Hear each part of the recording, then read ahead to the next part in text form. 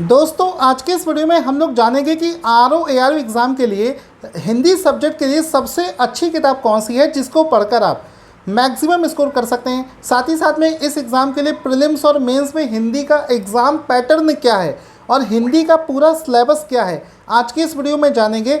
आपको अलग से दसियों वीडियो देखने की ज़रूरत नहीं है, सिर्फ इसी वीडियो को अगर आपने पूरा देख लिया मन लगाकर तो आप सब कुछ जान जाओगे। आपको कोई दूसरा वीडियो देखने की ज़रूरत नहीं है। दोस्तों इस वीडियो को जो लोग ऑलरेडी सेलेक्ट हो चुके हैं, हमारे जितने भी स्टूडेंट सेलेक्ट हुए हैं, उनके एक्सपीरियंस के बेसिस पर मैंने आपको ये वीडियो बनाया। तो हम लोग बात कर रहे हैं कि जब भी आप यूपी का समीक्षा अधिकारी यानी कि आर ओ का एग्ज़ाम देंगे तो उसमें आपको एक सब्जेक्ट पूछा जाता है जिसका नाम है हिंदी। बहुत सारे लोगों ने ये सब्जेक्ट नहीं पढ़ा रखा होता है। साथ ही साथ में जो लोग यूपीएससी की तैयारी कर रहे होते हैं या फिर जो लोग इंग्लिश मीडियम के हैं, उन सभी को ये सब्जेक्ट बहुत ज़्यादा परेशान करता है। और आप एक चीज़ लिख लीजिए कि अगर आप आर ओ का एग्ज़ाम तब तक नहीं क्वालिफाई कर सकते जब तक कि आप हिंदी में अच्छा स्कोर नहीं करेंगे, क्योंकि जीएस में आप एक लिमिट तक स्कोर कर पाएंगे। हिंदी एक स्कोरिंग सब्जेक्ट है और ध्यान से पढ़ोगे तो अच्छा स्कोर कर भी दोगे। तो दोस्तों हम लोग शुरू करते हैं आर ओ के प्रीलिम्स के एग्ज़ाम पैटर्न में हिंदी का क्या रोल है। तो ये रहा दोस्तों आपकी आंखों के सामने प्रीलिम्स का एग्ज़ाम पैटर्न। प्रीलिम्स में दोस्तों आपसे दो पेपर पूछे जाते हैं, एक होता है जीएस का जिसमें 140 क्वेश्चन पूछे जाते हैं और दूसरा पेपर आता है जनरल हिंदी। और ये जो हिंदी का पेपर आता है इसके 60 क्वेश्चन पूछे जाते हैं और इसके लिए 1 घंटे का समय आपको मिलता है। तो 160 प्लस 40 दोनों मिलाकर हो जाता है 200। और 200 में से आपके कितने मार्क्स आते हैं उस बेसिस पर आपकी कट ऑफ बनती है। तो अगर आप हिंदी सब्जेक्ट में स्कोर कर दोगे तो आपका 200 में से मार्क्स ज़्यादा आने के चांसेस रहेंगे। अगर हम पिछले साल 2021 वाले पेपर की बात करें जो कि 2022 तक गया था, उसमें जो जनरल कैटेगरी की कट ऑफ गई थी वो गई थी लगभग 122 से 125 नंबर के बीच में। ठीक है, 122 से 125 नंबर के बीच में इसकी कट ऑफ गई थी। तो यहाँ पर आपको बताना चाहूँगा कि अगर आप हिंदी सब्जेक्ट में मैक्सिमम स्कोर करना चाहते हैं तो 99% बच्चों की जो स्ट्रैटेजी होती है वो होती है 80 और 50 की स्ट्रैटेजी। ये क्या है वो समझते हैं। 80 और 50 का स्ट्रैटेजी क्या होता है कि आप जीएस में 140 में से 80 क्वेश्चन सही करने का टारगेट रखें और हिंदी में 60 में से 50 क्वेश्चन सही करने का टारगेट रखें। तो 80 और 50 हो जाते हैं 130। ठीक है, अगर आपने 130 का स्कोर कर दिया तो समझिए कोई रोक नहीं सकता आपका प्रीलिम्स क्वालिफाई करने में। ठीक है, इतना आप मानकर चलिए। लेकिन जो हमारे दोस्तों स्टूडेंट हैं जिन्होंने हमारे नोट्स से हिंदी पढ़ी है, वो यहाँ पर 60 में से एक स्टूडेंट के 58 मार्क्स आए। आप बिलीव नहीं करेंगे, 55 नंबर वाले कम से कम नहीं तो 10 स्टूडेंट हैं जिनके 55 से ज़्यादा नंबर है। 50 नंबर जिस तरीके से मैं आपको हिंदी पढ़ाऊँगा, चाहे आप इंग्लिश मीडियम के हो चाहे आपने हिंदी कभी ना पढ़ी हो, बड़ी आसानी से आप 50 नंबर ले आओगे। ठीक है, तो आगे चलते हैं। अब देखो सबसे पहले आपको समझना होगा कि देखिए आगे चलकर मैं आपको बताऊंगा कहाँ से आपको हिंदी पढ़नी है, लेकिन सबसे पहले ये जानो कि हिंदी का जो पेपर आता है उसमें क्वेश्चंस की स्ट्रैटेजी क्या होती है। तो सबसे पहले 40% क्वेश्चन दोस्तों प्रीवियस ईयर पेपर से रिपीट हो जाते हैं। पिछले 5 साल के अगर आप पेपर लगा लोगे तो कौन कौन से पेपर लगाओगे, आर ओ का पेपर लगा लेना। ठीक है, और यूपी के वो सभी एग्ज़ाम जिसमें हिंदी पूछी जाती है उन सभी एग्ज़ामों के पिछले 5 साल के पेपर अगर आपने लगा लिए तो फिर आपके सारे मतलब 40% क्वेश्चन उसी से मैच कर जाएंगे। या फिर जो दोस्तों हमने अपने जो आर ओ का जो हमारा पेड बैच है उसमें जो हमने हिंदी पढ़ा रखी है, उसमें जो हमने हिंदी पढ़ा रखी है तो हमारे वीडियो और नोट्स अगर आप पढ़ लोगे तो आपको अलग अलग एग्ज़ाम के नोट्स ढूंढने की ज़रूरत नहीं पड़ेगी। सब कुछ आपको एक ही जगह कराया मिल जाएगा और सिर्फ आपको पढ़ना होगा। जो लोग इसका डेमो देखना चाहते हैं, हमारे मोबाइल एप्लीकेशन का लिंक वीडियो के डिस्क्रिप्शन में है, वहाँ से जाकर ऐप डाउनलोड करें और डेमो देख सकते हैं। इसके अलावा 20% क्वेश्चन दोस्तों ऐसे आते हैं जो कि प्रीवियस ईयर क्वेश्चन ही हैं लेकिन उनकी लैंग्वेज को चेंज कर दिया जाता है। ऑप्शन को क्वेश्चन बना दिया जाता है और क्वेश्चन को ऑप्शन बना दिया जाता है। ठीक है, ये 20% क्वेश्चन भी आपको हमारे नोट्स में मिल जाएंगे। इसके अलावा 20% क्वेश्चन दोस्तों बहुत सिंपल होते हैं, किसी भी बुक से या कोचिंग के नोट्स से आप पढ़ रहे होगे तो आप इनको कर सकते हैं और अमूमन 90% लोग इसको सही कर भी देते हैं। ठीक है, तो ये आपको करना, ये भी हमारे नोट्स में आपको मिल जाएंगे। बाकी जो मेन स्कोरिंग होता है वो 20% ये वाले नए क्वेश्चन, ये न्यू क्वेश्चंस हैं और ये वही बच्चा कर पाएगा जिसने स्टैंडर्ड बुक से हिंदी को पढ़ रखा है, जैसे कि नालंदा पब्लिकेशन वाली बुक आती है, या फिर और कोई हिंदी की अच्छी बुक है जैसे पृथ्वीनाथ पांडे से अगर आपने पढ़ रखा है, तो फिर आप ये 20% क्वेश्चन कर पाते हो। तो अगर आप ये वाले 20% क्वेश्चन भी कर लोगे तो 60 में से 55 प्लस का स्कोर आप बड़ी आसानी से कर लोगे। और दोस्तों हमने जो हिंदी का कोर्स बना रखा है उसमें आपको लिए इतना आसान कर दिया है कि हिंदी को इमेज के साथ में पढ़ा रहे हैं। मतलब ये सारी चीज़ें आपको हमारे कोर्स में मिलेंगी, ये सारी चीज़ें आपको कहीं भी भटकने की ज़रूरत नहीं पड़ेगा। हमारा जो पेड कोर्स है उसमें आपको ये सारी चीज़ें एक ही जगह पर करके दी जाएंगी, ठीक है।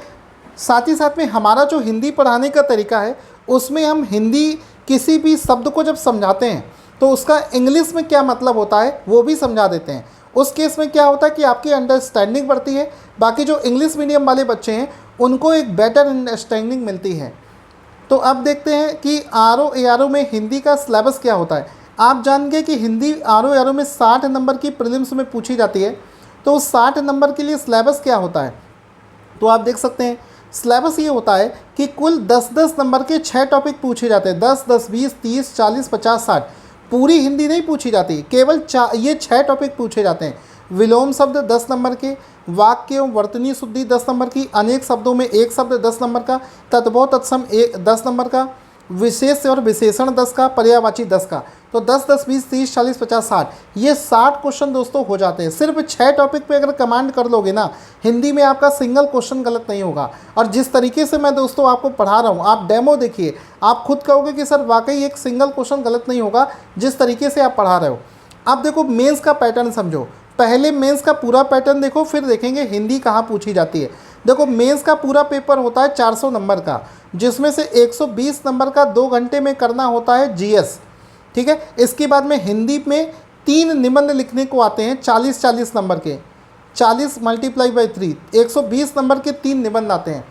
इसके बाद में आ जाता है आपका जनरल हिंदी एंड ड्राफ्टिंग, ये बीच वाला जो आपको पेपर दिख रहा होगा, ये पार्ट 1 कन्वेंशनल होता है 100 नंबर का, और पार्ट 2 होता है ऑब्जेक्टिव, जिसमें कि 6 टॉपिक फिर से 10-10 नंबर के पूछे जाते हैं 60 नंबर के। तो यहाँ पर अगर आप देखोगे तो हिंदी कहाँ कहाँ पर पूछा गया है, ये वाला पार्ट 100 + 60 160, और ये जो निबंध है ये भी आपको हिंदी भाषा में ही लिखना होता है, ठीक है। तो हिंदी अगर आप समीक्षा अधिकारी एग्ज़ाम की तैयारी करते तो हिंदी से आप बच नहीं सकते हैं, हिंदी में आपको डूबना ही पड़ेगा, हिंदी से आपको प्यार करना ही पड़ेगा, अदरवाइज़ आप नहीं कर पाओगे। अब दोस्तों आपको दिखाना चाहता हूँ कि इसका पूरा सिलेबस आप देख सकते हो। मेंस का एग्ज़ाम पैटर्न आपने देख लिया, अब इसका सिलेबस देख सकते हो।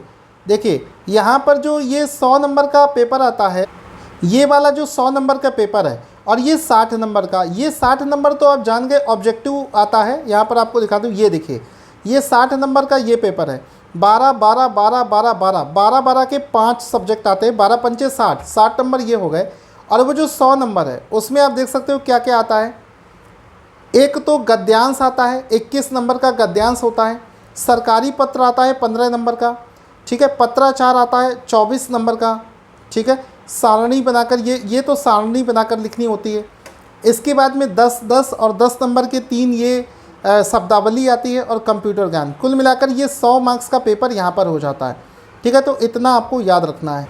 अब दोस्तों आपको दिखाता हूँ कि आपको किताबें कौन सी फॉलो करनी है। देखिए दोस्तों आपको 2 टाइप से किताबें यूज़ करनी है। सबसे पहली किताब है कि आपको सबसे पहले एक कॉन्सेप्ट डेवलप करने के लिए एक थ्योरी बुक आपके पास में होनी चाहिए, जिसमें थ्योरी बहुत अच्छे से समझाई गई हो, किसी चीज़ की परिभाषा दे रखी हो, थ्योरी बहुत अच्छे से दे रखी हो। तो थ्योरी के लिए आप स्टैंडर्ड बुक फॉलो कर सकते हैं, नालंदा पब्लिकेशन की पृथ्वीनाथ पांडे। अलग से कोई किताब दूसरी लेने की ज़रूरत नहीं है, बहुत ही बेस्ट किताब है, सब कुछ बहुत अच्छे से एक्सप्लेन करके दिया गया है। जितने भी टॉपर हैं मैक्सिमम बच्चे इसी बुक को फॉलो करते हैं। साथ ही साथ में जब आपकी थ्योरी अच्छे से हो जाएगी, फिर आपको प्रैक्टिस के लिए क्या करना पड़ेगा, एक बुक लेनी पड़ेगी, जिसके लिए मैं आपको रिकमेंड करूँगा कि आप घटना चक्री बुक ले सकते हैं, क्योंकि घटना चक्री की बुक में आपको प्रीवियस ईयर क्वेश्चन भी मिल जाते हैं, अलग अलग एग्ज़ामों के सारे क्वेश्चन एक ही जगह पर मिल जाते हैं, तो आप इस बुक को ले सकते हो। साथ ही साथ में अगर मैं आपसे बोलूं कि आप इतनी मेहनत ना करो, क्योंकि सबके बस की बात नहीं होती कि वो स्टैंडर्ड किताब से पहले पढ़े फिर क्वेश्चन करवाए जाके। आप हमारे नोट्स देख सकते हैं, ये देखिए हिंदी का हमारा जो अभी बैच चल रहा है उसमें देखो हिंदी के आप नोट्स देख सकते हो। एक सेकंड में आपको दिखा देता हूँ। ये देखिए हिंदी का ये आपको नोट्स दिख रहा है 1, एक सेकंड मैं यहाँ पर दिखा देता हूँ। ये देखिए हिंदी का ये 1 2 3, तो हिंदी का पहला नोट्स मैं आपको दिखाता हूँ। ये आप हिंदी का हमारा नोट्स देख सकते हैं। एक बार आपको शुरुआत से दिखा देता हूँ। ये दोस्तों मैंने आपको हिंदी पढ़ानी जो शुरू करी है हमारे पेड बैच में, उसमें आप देख सकते हो हिंदी का हमारा नोट्स। देखिए इसमें प्रीवियस ईयर क्वेश्चन भी हैं, ठीक है, आपको दिखा देना चाहता हूँ। ये देखिए जैसे मान लो हमने एक टॉपिक पढ़ाना शुरू किया पर्यायवाची, तो पर्यायवाची को इंग्लिश में क्या कहते हैं वो उसी के सामने लिख दिया है। इससे इंग्लिश मीडियम वाले भी बड़ी आसानी से इसको समझ सकते हैं। फिर पर्यायवाची की डेफिनीसन क्या होती है, तो अगर आप किसी चीज़ की डेफिनीसन अच्छे से समझ जाओगे तो आपको उसका आंसर ढूंढने में मदद हो जाएगी, ठीक है। तो पहले तो टॉपिक की थ्योरी करवा दी एग्जाम्पल के माध्यम से, देखो एग्जाम्पल भी दे रखे हैं। उसके बाद में उसके जितने भी प्रीवियस ईयर स्टैंडर्ड क्वेश्चन हैं अलग अलग एग्जामों में जो पूछे जा चुके हैं वो सब करा दिए। पृथ्वीनाथ पांडे के सारे क्वेश्चंस करा दिए। सबसे बड़ी बात है कि हर एक चीज़ को समझाने के लिए इमेज का बहुत यूज़ किया गया है। ये आप देख सकते हो इमेज का यूज़ किया है। इसके बाद में आप देखोगे, देखो सबसे पहला हमने क्वेश्चन किया कि अनीक का पर्यायवाची क्या होता है, सेना होता है, तो सेना का फोटो दिखा दिया। इससे क्या होगा कि आपके अंदर बेटर अंडरस्टैंडिंग होगी और आप इसको कभी भी भूलोगे नहीं। इतनी शानदार हिंदी आपको कोई पढ़ा नहीं सकता है। अश्व का मतलब होता है तरंग, मतलब घोड़ा, तो यहाँ पर आप देख सकते हो घोड़ा आपको दिखा दिया, तरंग आपको दिखा दिया, ठीक है। इसके बाद में देखो अरण्य का पर्यायवाची होता है ये सुरभोग, तो अरण्य का मतलब होता है जंगल, तो जंगल का फोटो आपको दिखा दिया। इतने शानदार नोट्स आपको कोई दे नहीं सकता है। और एक एक क्वेश्चन को एक्सप्लेन देखो कितने अच्छे से किया गया है कि उसका अरण्य का हिंदी में क्या मतलब होता है वो भी बताया गया है, इंग्लिश में क्या मतलब होता है वो चीज़ भी बताई गई है, ठीक है। तो आप किसी बुक को फॉलो मत करो, जितना मैं पढ़ा रहा हूँ अपने पेड बैच में सिर्फ उतना ही पढ़ लोगे तो 60 में से 50 नंबर आपके कहीं गलत नहीं होंगे। बहुत सारे बच्चे 55 नंबर और बहुत सारे बच्चे 58 और 57 नंबर तक भी इसमें सही कर देते हैं। तो जो लोग हमारे पेड बैच से ज्वाइन करना चाहते हैं उनको बताना चाहूँगा कि ARO का हमारा कंप्लीट एक पेड बैच चल रहा है, जिसका आप ज्वाइन करने के लिए हमारे व्हाट्सएप पर मैसेज कर सकते हैं। वीडियो के डिस्क्रिप्शन में आपको हमारा नंबर मिल जाएगा। Thank you so much guys.